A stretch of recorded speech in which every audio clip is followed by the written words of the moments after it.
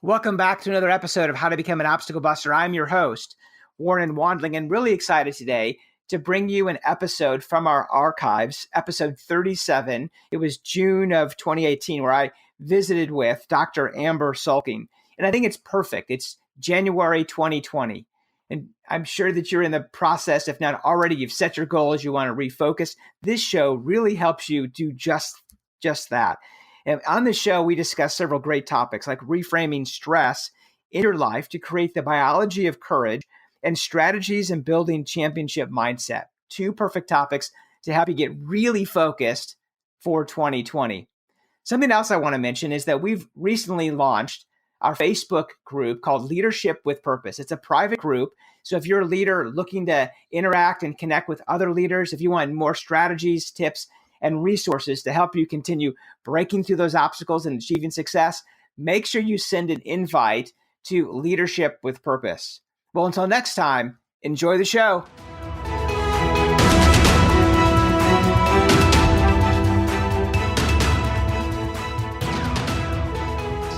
Welcome to the show, Dr. Selking. Well, thank you for having me. I'm excited to be here. Yeah, I'm really looking forward to our conversation. As you might know, How to Become an Obstacle Buster podcast is all about helping sales professionals and entrepreneurs to overcome their obstacles to achieve success. So really to start that conversation today, as the founder and performance consultant at Consulting Performance Group, tell us about your business. Yeah, so at the Selking Performance Group, we're all about helping individuals, teams, and organizations understand and leverage the two concepts of mindset and leadership to unleash performance excellence. So really looking at mindset, that's patterned ways that people think, and that really dictates how they show up to different situations and scenarios. And so helping them build mindsets that are conducive to success. And then from a leadership perspective, really working with leaders on creating systems that are conducive to what we know about humans performing their best on a consistent basis. So that's what we get to do on a daily basis, and it's a blast. Well, excellent. Since you're in that personal development space, what is the greatest obstacle that your clients encounter?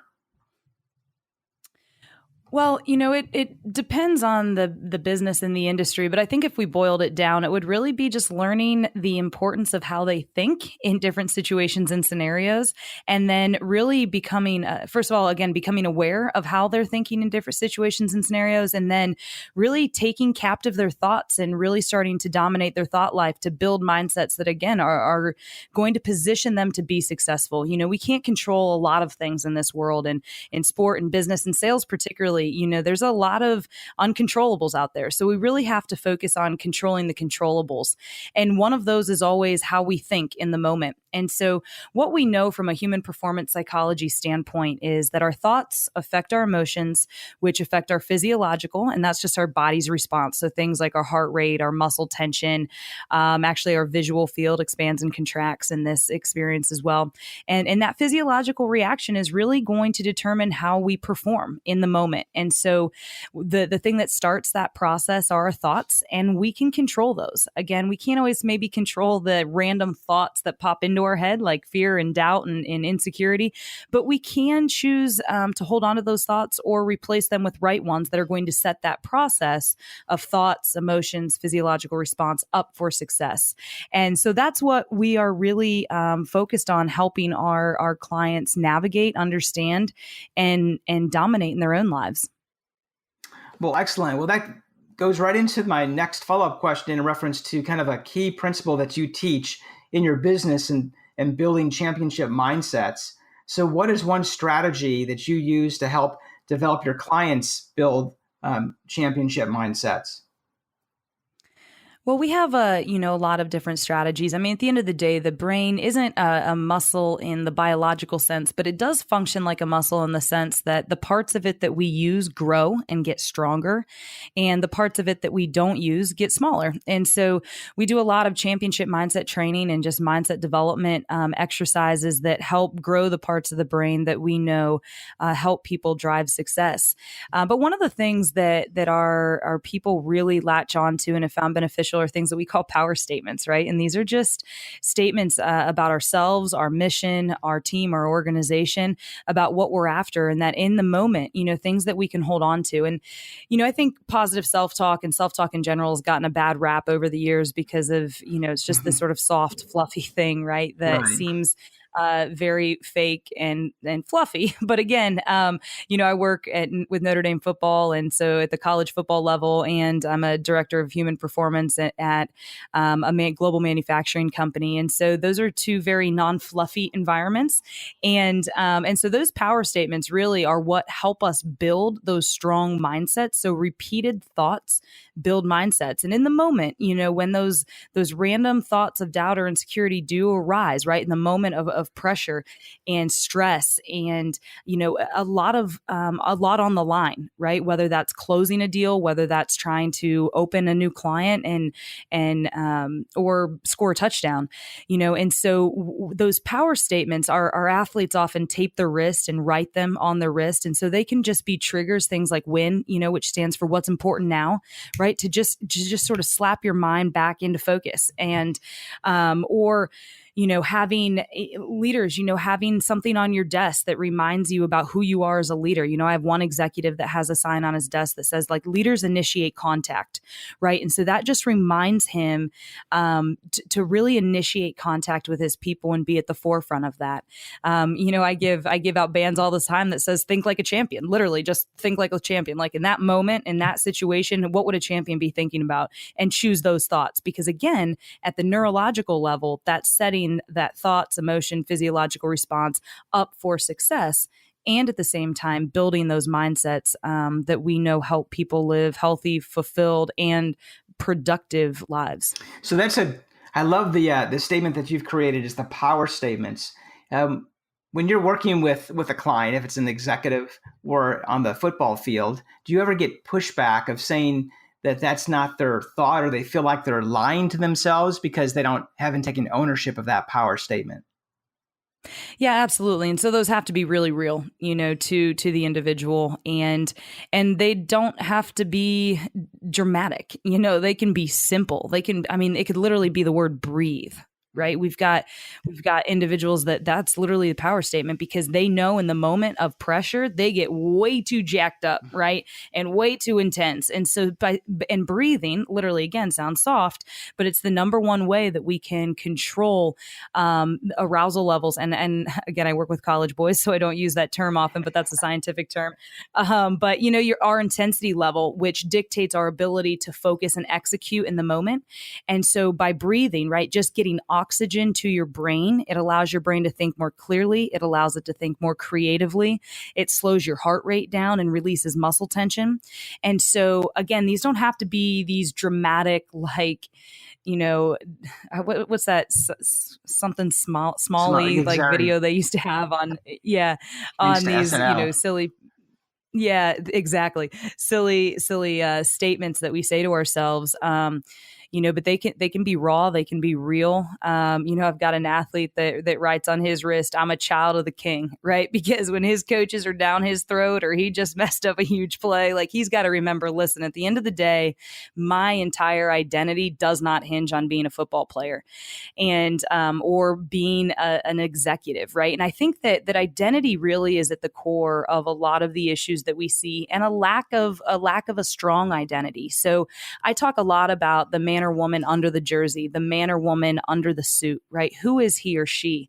What we know from a scientific standpoint is that when you have a broader sense of your identity, in that the roles that you play, in the sort of the thread of your core that runs through the different roles that you play, then, whether you mess up in the boardroom or you mess up at home, it doesn't say to yourself, I am a failure, right? So when we have a solid sense of our identity outside of the roles that we play, then the highs and the lows that we experience as competitors, right, as business people, that doesn't have to fluctuate our sense of self-confidence and self-worth. And again, by fleshing out that self-identity, we can detach ourselves from the outcome and really become invested in the processes that we know lead to success. So those power statements can be revolved around your identity as well, to again help you have a clear sense of who you are and where your worth actually resides, aside from the wins and loss column. Yeah, that's excellent. You've been quoted as saying, practice reframing stress in your life to create the biology of courage. Can you expand upon that for our listeners? Yeah, there's a great TED Talk out there by Kelly McGonigal, called "How to Make Stress Your Friend," and so it's a really great look at that. I encourage you to check that out. But what we know, right, is that the biology of stress and the biology of joy and the biology of courage are very similar. And so when we experience a stressful situation, it's not really the stress that's bad for our lives, but rather how we view that stressful situation. So instead of, seeing the deal that you're going in to close as a high stress environment that might destroy you, right, or make you crumble, rather seeing that as an opportunity, right? And so actually what starts to happen simply by changing how we think about stressful situations, our bodies start to reflect the biology of courage. And what we mean by that is our capillaries actually expand, which allows more blood flow to go through, versus when we're viewing it as stress and bad stressful situations, they constrict.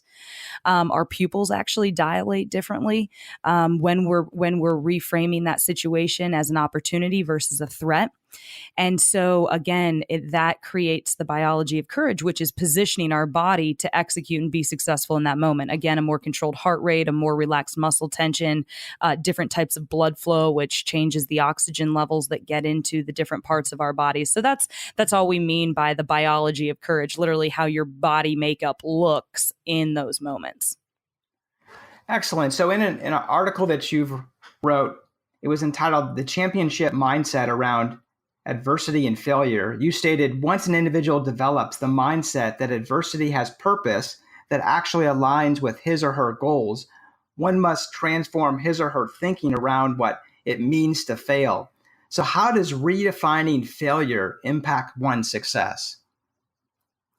I mean, I think all successful people, truly successful people, know that failure is a part of the process. And somewhere along the line, I think society has created this notion that perfection and excellence are the same thing. And that is not true.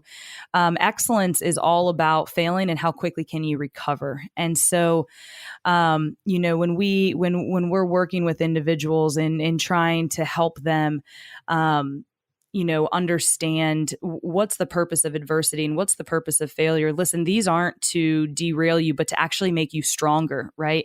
I mean, you've probably heard the analogies, right? Like diamonds are simply coal that have experienced a lot of heat and a lot of pressure, right? Katana blades are the sharpest blades out there, and they have to be forged in fire and pulled out at the exact right time to have the type of strength that they have.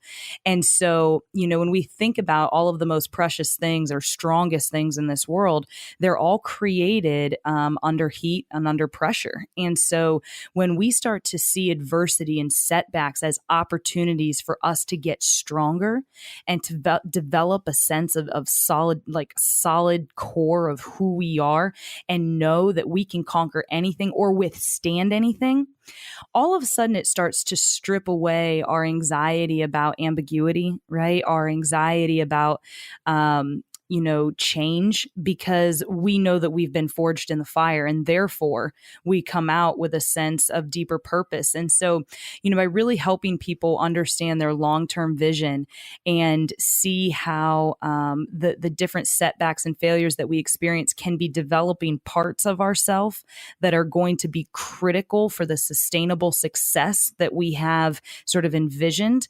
Again, it starts to give us a sense of courage and desire to push through and to take on adversity rather than just quit, right? Or stop, or allow ourselves to just be average because, well, it was hard. And again, knowing that excellence includes failure, but it's how quickly can we recover. Yeah, I think that's a really important statement that you point out in reference to that reframing around failure, and then tying it back to maybe that power statement, so you'll be able to gain a clearer focus and move through it instead of retreat from it. Absolutely. Absolutely. So As leaders, I've found that as they continue to grow and develop their business, they might face obstacles on a day-to-day basis. So how do you face and deal with obstacles on a day-to-day basis? If you don't know, we don't know each other super well, and your listeners most likely don't know me personally, but I am a very high energy, like driving type personality. And so when I share this, know that it's coming from like a non-typical place, right? So I've started just a mindfulness practice just this year, and I had my students do it. I teach as an adjunct professor at the University of Notre Dame, and so we starting class with a simple 1 to 3 minute guided meditation. And so a guided meditation is literally, you can get an app. There's apps like Headspace or 10% Happier, where they just walk you through, like there's somebody talking to you and they literally tell you what to do. And it's like, sit comfortably in your chair. Take a deep breath, right? Like wherever you feel tension, breathe into the tension and release, right? And so I've started doing this mindfulness training because we're seeing a lot of great influence on it. Professional baseball, 27 of the major league teams went into this season with mental performance coaches, often throughout their entire organization, even all the way down to their Latin leagues. And so mindfulness training is a huge thing that they're incorporating there. I've got some colleagues that work in the military and with special forces, and that's another huge component that they use for training our military and our soldiers. And so I've started to incorporate this, and literally just and what I've found has allowed me to do is to be more intentional and deliberate when I go from moment to moment throughout my day. Right. So whether it's waking up in the morning and getting ready and then driving to the office, I've maybe got 3 meetings and then I'm driving to football practice and I have to step onto the field. Right. So each of those different experiences require a different type of focus. And I've experienced highs or lows, in each one of those scenarios. And so what I've found mindfulness help me do is to really just lock into the moment and to be present. And regardless of the success or failure of the last moment of my life, right, I'm able to truly be present and to give my clients the best I have, and to just be my best self in that moment by moment basis. So, that's one thing that I've incorporated into, my own personal and professional development to help me overcome those obstacles and not become overwhelmed by any type of moment, right? And, I do a daily devotional to, again, just stay grounded in my core of who I am. And, the other thing that I just, I've got signs up all over my office and my room. They're sort of like those power statements, if you will. I've got one literally that says, think like a champion today, like the Notre Dame sign that says, play like a champion today. And I've also got pictures up of things that are really, really important to me and reminders of why I do what I do. So I think the most important thing, on a day-to-day basis when we're experiencing these obstacles is just really keeping close to the forefront of why do you do what you do? And, the reality of it is if you don't have a clear reason for that, you're going to struggle and obstacles are going to be crushing rather than, part of your process. So that's another important element. I'm a proponent that there shouldn't be anything in your office that doesn't have value to you.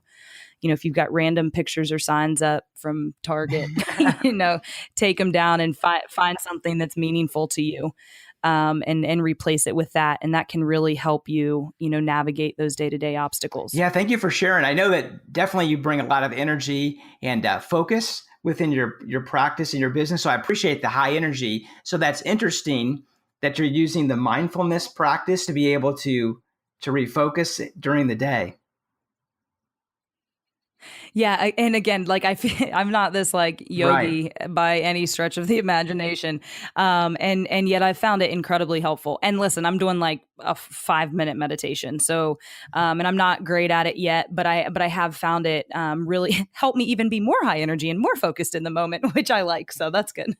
That's awesome, and I appreciate that you bring faith into that perspective to help within your focus as well. Yeah, I mean, that's, at the core, the cool thing, from my perspective is, and regardless of where you stand on this, everything that, we are finding out in brain science is in the Bible. And so it's also really cool being at Notre Dame. Some of our athletes struggle to get the science side of it, but when I can show them where scripture supports what it is that we're talking about, all of a sudden it's like a light bulb turns on. And so, in my work in the professional space, I am very confident in what we're teaching and how we're helping people understand how to change their mindset, because I believe that it's grounded in a whole other realm, but at the same time, that's exactly what our brain science and neurological sciences are starting to reveal. So it's awesome and it's really fun. So if you were visiting with a sales professional or an entrepreneur, what bit of advice would you offer him or her from your experience in launching your business?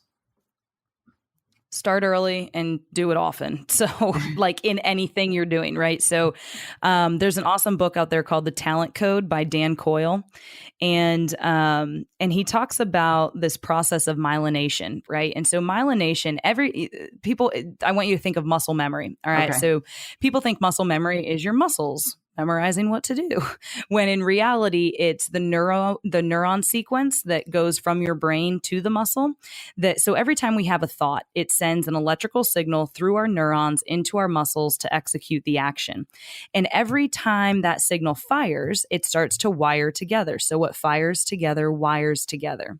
And myelin is the stuff that wraps around the neuron to connect the neurons. Okay. And so when I was reading that book, I was just starting graduate school. I was just starting my master's degree at the University of Denver in sport and performance psychology. And I wanted to launch my business, but I thought, well, should I wait before, but should I launch it now, or should I wait until I graduate and then launch it? And it clicked in my mind when I read that book that, listen, if we can myelinate or fire together to wire together, physical skills like a jump shot or learning an accounting technique, right? Or delivering a sales pitch, right? So every time you give a sales pitch, you get better and more fluid, right? Why is that? Well, because your neurons are starting to fire together to understand and to articulate with the passion and conviction and accuracy of what it is you're trying to convey. So I just extrapolated that concept to business development and said, if I launch my business today, then I can get in my groove of saying, hi, I'm Amber Selking with the Selking Performance Group, where we help individuals, teams, and organizations understand and leverage the power of mindset and leadership to unleash performance excellence, right? I can guarantee you that the first time I said that, it sounded funny to me. I remember the day I incorporated my LLC, right? I literally got the news that I got my LLC, and 5 minutes later, somebody was like, oh, so what do you do? And I was like, I'm a consultant. And it just sounded weird because I literally had been for about 30 minutes. And so, I think that that's important for any professional or entrepreneur that, get your website, get your taglines, get all of what you do, how you do it, your philosophy, your why, right? Your conviction, and just start saying it and start doing it and practicing and doing and doing and doing and doing, so that you can start to myelinate that process at the neurological level and wire in who you're going to be and who you're going to become. And don't worry about it sounding silly at first, because it will. But give yourself the freedom to really explore, and then keep doing that. Iterate your business and stay growing as you develop and you go from a startup into a more mature business. Well, excellent. Well, I believe that success leaves clues, and one of those clues are the books that leaders read. So other than The Talent Code, what are some of the books that have influenced you in your business? There's a book by Erwin McManus called Wide Awake that is just great in terms of, helping stimulate a passion and an energy around what it is that we're doing. There's a book called The Circle Maker by Mark Batterson. That again, these are more about purpose type books that have been influential in my world. Yeah, The Circle Maker is an excellent book. Yeah, and Mark Mhm. Batterson's his stuff is all awesome. I'm a fan. And then so some of the other more technical books, I guess, from a sports psych perspective and from a leadership perspective, anything by John Gordon is great. The Energy Bus is really good. One of my all time sports psych favorite books is Golf's Sacred Journey, also called 7 Days in Utopia, and it's probably the best written applied sports performance psychology book that's written like a story. So it's really, really consumable. And any golfers out there, it'll probably take 1 to 2 strokes off your game. So definitely check that out. And then, from I'm trying to look at my bookshelf right here. Well, when you go through grad school, you read so much stuff. It's insane. Oh Grit by yeah. Angela Duckworth is a recent classic. If you can have a recent classic, I suppose. And Inside Out Coaching is another really good one to look at that. And then, anything in positive psychology. So there's a great book called Profit from the Positive by Mayman and someone. And they're two great applied positive psychology people at the University of Pennsylvania, and it really looks at how are we applying positive psychology to the field of business and translate that to numbers, right? So talking about ROI and retention rates and engagement, et cetera, et cetera. So those would be some off the top of my head that have been influential. And then I guess from a leadership perspective, anything by John Maxwell is solid as Exactly. well. Well, thank you for that list. That's excellent. So what does the future hold for you? Sorry, it was a little bit Yeah, all no, over that the was place, awesome. I but love that there was some variety that you mixed in there. so the future. So I would love to get a book out, but I keep getting these awesome new projects. So that is getting pushed to the wayside. 2 books that I for sure want to get out. Within, I don't know, I'm not going to give myself a timeline right now, but I want to publish a book around the 8 building blocks of mental performance that I've developed and have been leveraging over the last 7 years. And so I'd love to get that out. And then my dissertation for my PhD was actually on the transition out of the NFL and really looking at the mental and emotional experience of that. And so although that was NFL specific, I think it's applicable to anybody that's going through life transitions or starting to prepare now for that transition, and knowing that the things that we can do to prepare for the transition actually help drive our performance in the moment. So those are 2 things on the horizon, long horizon. Let's pretend we're in Kansas, right? We can see Exactly. forever. It's out there. And then, as I mentioned, I recently became a director of people performance for a company called Lippert Components. It's a global manufacturing company based here in Elkhart, Indiana, just 30 minutes down the road from me in South Bend. And, our mission is to change the model of work in the world. Our CEO firmly believes that, between sport and business, they're the 2 biggest drivers in our society and potential influencers for change. And so, we have a firm belief that if people get treated better at work, where they spend 40 to 90 hours of their lives, they're going to go home happier and healthier, which means they're going to be better spouses and better parents, which means our kids are going to have better home lives. And we really believe that we can influence societal change by how we treat people at work. And so, my role in that company is really working with all of our different people initiatives. So our human resource team, which we call people support and services. So we just think HR sounds old and terrible. So we call it people support and services, for lack of a better word, right? That's a scientific term. So we have a leadership development team. So we've actually got 13 leadership coaches that work with our frontline supervisors on the manufacturing floor to help train them in leadership behaviors so that they can influence the other, 8,000 team members below them in positive ways. And then we've got a Dream Achiever program, which are basically life coaches for our shop floor people. And then we've got a team called Acts of Service, where one of our 5 strategic objectives for the year is to have 100,000 hours of community service that our people give back into our local communities. So, I'm going to be working with each each of those teams on just integrating and looking at what we're doing through the lens of human performance psychology. And so that's the next big project, right? Is really looking at everything that I've been doing. I do a lot in the sports space. I do a lot of speaking and training in the business space. But now to be with a company and fully integrated into that, we're going to have the opportunity to really do some fun stuff there.